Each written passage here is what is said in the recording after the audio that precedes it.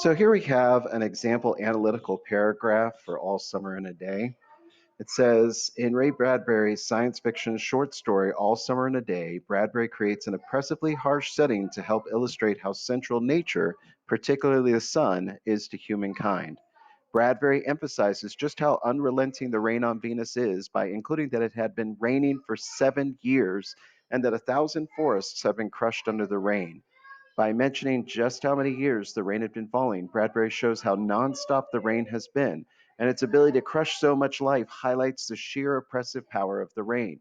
This creates an exaggeratedly horrible setting that is completely devoid of sunlight, and the extreme nature of this setting allows Bradbury to show that an absence of sunlight can be destructive to a person. The perpetual rain of Venus creates an absence of sun to help Bradbury show that humanity has a dependent relationship with the sun. So what I've done here is I've broken it up into the different sections of an analytical paragraph so you can kind of see how it goes. The first sentence is our topic sentence, which introduces our arguments, tags the work, and tells the reader what elements will be the focus of the paragraph.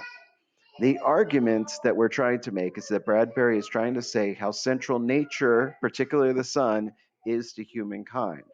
The focus of the paragraph is going to be the setting, the oppressively harsh setting. And you'll notice the tag where we give the title, the author, and the genre to make sure the reader knows exactly what we're talking about. The evidence sentence follows, which gives the evidence from the text that we'll be focusing in on. We give the context of it as well as the evidence.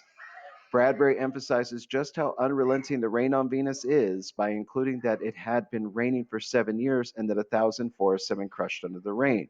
These are both direct quotes right out of the text, but you'll notice that I didn't put citations in because when you're just working with a short story like All Summer in a Day, you don't need to cite exactly which line number the certain quotes came from. The next type of sentence that follows is the explanation sentence. You'll notice it in the blue type, where what it does is it takes our evidence and it explains its impact in the first sentence, and in the second sentence shows how that ties into our main arguments. So we're talking about it had been raining for 7 years, shows how nonstop the rain has been, and its ability to crush so much life highlights the sheer oppressive power of the rain. If this seems a little obvious, that's kind of the point of explanation, is explaining what most people can infer pretty quickly. Our second sentence goes into tying it back into the main idea of how central nature is to humankind. And we have the horrible setting it's completely devoid of sunlight, and extreme nature of the setting allows Bradbury to show that an absence of sunlight can be destructive to a person. All of our people are going to be affected by this environment without sun. That's why he's created such an extreme environment to showcase that. Then our concluding sentence just reiterates the argument and focus. The perpetual rain of Venus creates an absence of sun to help Bradbury show that humanity has a dependent relationship with the sun. You'll notice what I'm saying right here is I'm bringing up the setting, and I'm also bringing up what the argument was. I'm just putting it into different wording.